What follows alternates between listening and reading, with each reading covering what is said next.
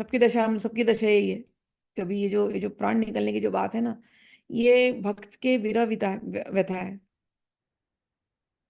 दिल तो करता है कई बार प्राण निकल जाए, अब प्राण पखेरु निकले और जाकर के श्री कृष्ण को आलिंगन कर ले बस।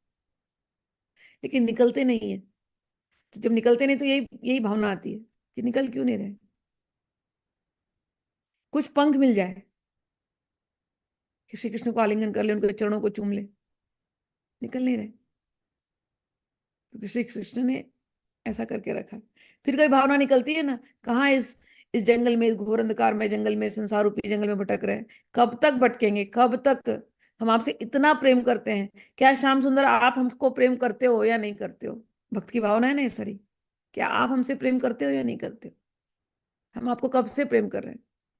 श्याम सुंदर, क्या आपको हमारी एक बार याद नहीं आती है? हम जानते हैं आपके करोड़ों करोड़ों सैकड़ों सैकड़ों भक्त हैं, सभी आप ही को प्रेम करते हैं, हम जानते हैं। क्या हमारी आवाज आप तक नहीं पहुंचती? हे श्याम सुंदर, प्राण भी नहीं निकल रहे क्योंकि प्राण आप निकलने देते नहीं। लेकिन आपके बिना जिए तो कैसे? जिए तो जिए कैसे बिना आपके? लगता नहीं दिल कहीं बिन आपके। ये दशा है। ये भाव राधा रानी के भाव है, लेकिन ये सभी भक्तों के भाव है। सभी कभी ना कभी जो भगवान के प्रेमी होते हैं वो इस भाव से जाते हैं, गुजरते हैं।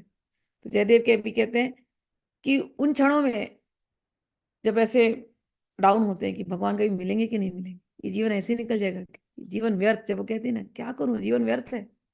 मरने मर जाए तो अच्छा ऐसा लगता है कभी कभी। अगर श्याम सुंदर नहीं मिले तो किसके लिए ये रूप, ये यौवन, ये आभूषण, ये जो संसार रूपी जो हम मेकअप करके घूमते हैं ना संसार में, दिखावट की एक जिंदगी जीते हैं ना, किसके लिए, किसके लिए अगर श्याम सुंदर नहीं मिले तो? ये है कहने का अर्थ। कह रही है फूल अच्छे नहीं लग रहे।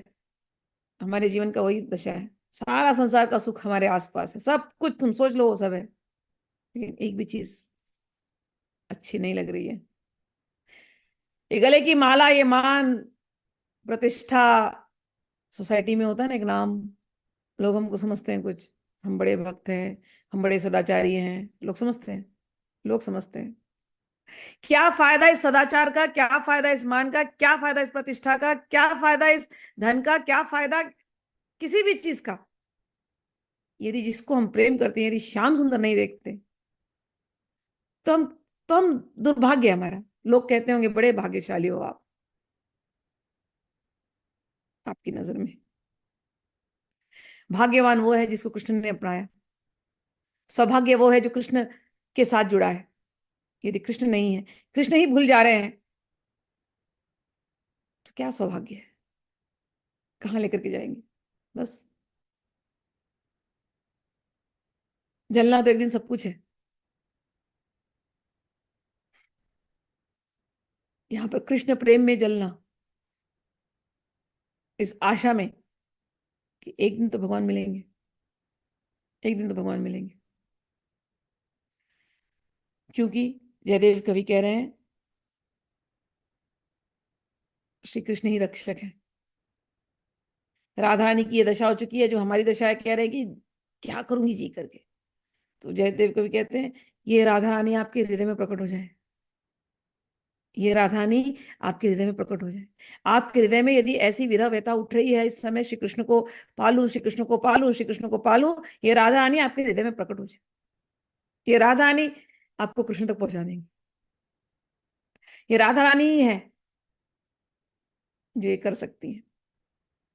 इन कोमल कांत पदावलियों को, इतनी कोमल पदावलियां हैं, इनको भगवान को सुनाओ, भगवान बहुत प्रसन्न होते हैं। और राधा नहीं प्रसन्न होंगी तो भगवान, वो क्षण दूर नहीं है, श्री कृष्ण और राधा यहाँ पर प्रकट हो जाएंगे, क्षण बिल्कुल दूर नहीं।